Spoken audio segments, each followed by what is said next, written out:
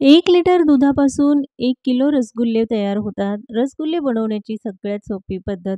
रसरशीत असे रसगुल्ले सणासुदीला असो किंवा जेवणानंतर काहीतरी गोड खावंसं वाटत असेल, तर ही रेसिपी बनवून ठेवली तर महिनाभर हे रसगुल्ले खराब होत नाही. मग चला बनवूया आजची ही झटपट साधी सोपी रसरशीत अशी रेसिपी. पण त्याआधी तुम्ही जर चॅनलवर नवीन असाल तर सबस्क्राईब जरूर करा. रसगुल्ले बनवण्यास कारणही तसंच आहे, की किचनमध्ये मी घेतलं आहे नवीन लेझर या कंपनीचं ग्लास कुकटॉप. याआधी तुम्ही बऱ्याचशा व्हिडिओमध्ये बघितलं असेल, की माझ्याकडे स्टेनलेस स्टीलचं कुकटॉप होतं. नवीन घ्यावं म्हणून मी लेझर या कंपनीचं हे कुकटॉप घेतलं आहे. 2 वर्ष warranty, ISI marks, door step service आणि कमी किमतीत टिकाऊ वस्तू. लेझर या कंपनीचे याआधी मी बरेच प्रोडक्ट वापरले आहे. 3 बर्नर, लार्ज, मीडियम आणि स्मॉल. बऱ्याच वेळा 3 बर्नरचे जे कुकटॉप असतात, तर मोठी भांडी ठेवल्यानंतर तिसरं भांडं ठेवायला जागा नसते. पण तुम्ही बघाल तर तिन्हीही मोठी भांडी मी ठेवली आहे. तरी देखील बरीचशी जागा म्हणजे स्पेस या कुकटॉपवर आहे. म्हणून तुम्हालाही हवं असेल तर नक्की ऑर्डर करा. लिंक डिस्क्रिप्शनमध्ये आहे. कढईमध्ये आपण पाव कप पाणी घालून घेतलं. यामध्ये घालणार आहोत 1 लिटर दूध. गाईचं दूध वापरलं तर ते पातळ असतं आणि त्यापासून जी मलाई म्हणजे पनीर तयार होतं ते कमी तयार होईल, म्हणून शक्यतो पिशवीचं किंवा म्हशीचं दूध वापरा. दूध चांगलं गरम करून घ्यायचं आहे. आता दूध फाडण्यासाठी इथे मी वापरलं आहे व्हिनेगर. जर व्हिनेगर वापरायचं नसेल तर 1 लिंबाचा रस वापरू शकता. 1 चमचा व्हिनेगर घेतला आहे. यामध्ये घालायचं आहे 4 चमचे पाणी. लिंबाचा रस जरी घालणार असाल तरी देखील त्यामध्ये 4 ते 5 चमचे पाणी घालायचं आहे. लगेचच व्हिनेगर किंवा लिंबाचा रस दुधामध्ये घालायचा नाही.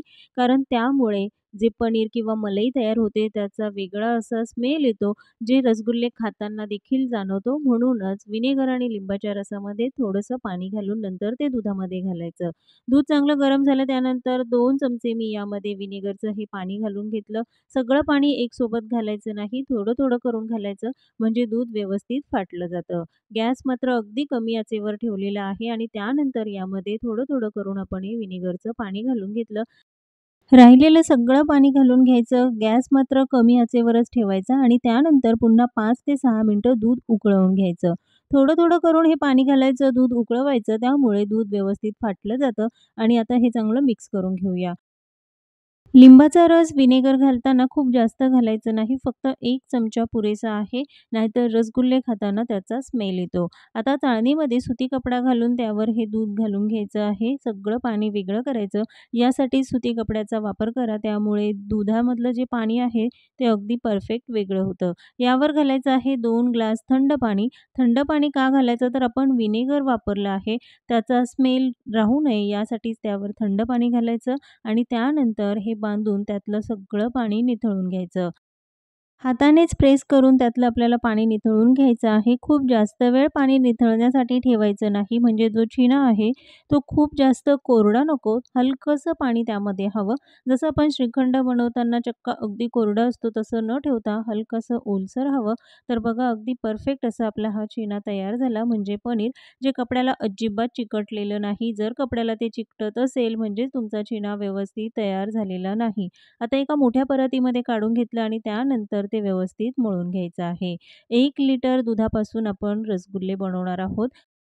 5 ते 7 मिनिटं हे मिश्रण चांगलं मळून घ्यायचं. हाताच्या तळव्याने अगदी परफेक्ट हे मिश्रण मळलं जातं. 5 ते 7 मिनिटं मळून झालं की बघा अगदी मऊ लुसलुशीत हे मिश्रण तयार झालं. आता यामध्ये घालायचं आहे अर्धा चमचा कॉर्नफ्लॉवर. खूप जास्तही वापरायचं नाही. अर्धा चमचा कॉर्नफ्लॉवर वापरा किंवा मैदा वापरला तरीही चालेल. त्यानंतर पुन्हा 1 ते 2 मिनिटं हे चांगलं मिक्स करून घेऊ.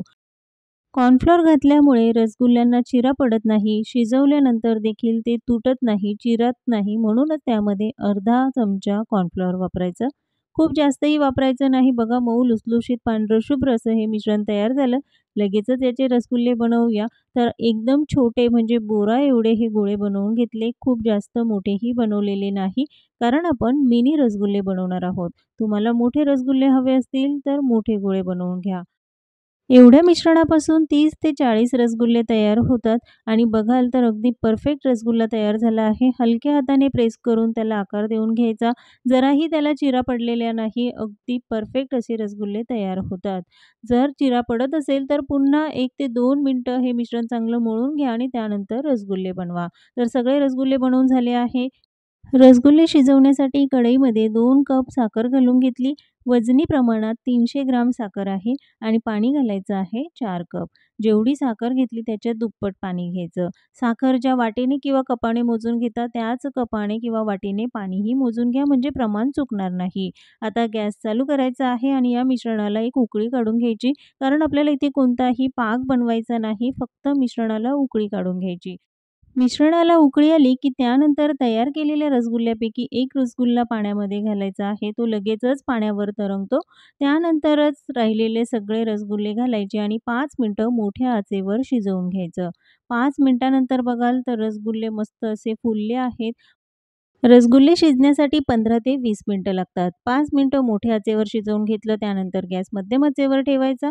झाकण ठेवायचं पण पूर्ण बंद करायचं नाही. 10 मिनिटं झाकण ठेवून आपण वाफवून घेतले. 15 मिनिटं रसगुल्ले शिजत असताना जो काही साखरेचा पाक आहे तो घट्टसर होत जातो. तो आतपर्यंत मुरत नाही म्हणूनच रसगुल्ले हे कडक होतात. तर चमच्यामध्ये थोडंसं कोमट पाणी घ्यायचं आणि मी व्हिडिओत ज्याप्रमाणे दाखवलं आहे त्याप्रमाणे हे पाणी रसगुल्ल्यांमध्ये घालायचं आहे. असं केल्याने साखरेचा जो पाक आहे तो आपण शिजवतो त्यामधलं पाण्याचं प्रमाण कमी होतं. घट्ट झालेलं हे साखरेचं मिश्रण रसगुल्ल्याच्या आतपर्यंत मुरत नाही. म्हणूनच रसगुल्ले हे सॉफ्ट न होता थोडेसे कडक होतात. त्यासाठीच वरतून असं पाणी यावर घालायचं. 5 मिनिटं कमी आचेवर पुन्हा शिजवून घेतलं.